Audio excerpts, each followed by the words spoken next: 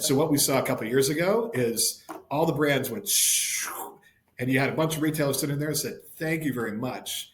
I love the fact that I can now make 2 times the amount of profit on this product than I did just 6 months ago, but I'm going to hold my price flat because at the end of the day, the consumers are willing to pay for it. They're going to pay for a good experience. They're going to pay for good brands. They're going to pay for that brand experience.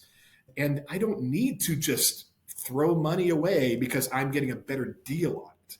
And so having the discipline for a retailer to understand what's going to happen if I do these things, not just today, but for the longer term, it's important. And so that's, and again, I can go on about so go ahead.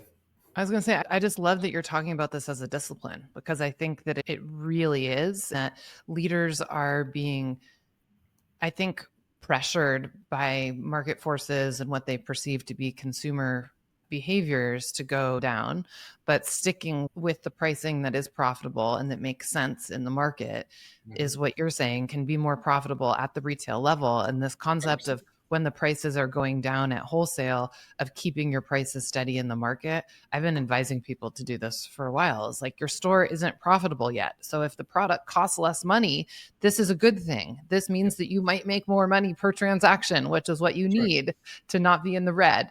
And in general, like, we need to be moving out of the red in this industry and into the black and up and to the right. And the way that we do that is by being able to see clear lines of profitability and just having set markups, especially if stores were just always going with a 2x markup as an example. But then all of a sudden the prices start dropping of their wholesale supply and they stick with that 2x markup, but they're not selling more product.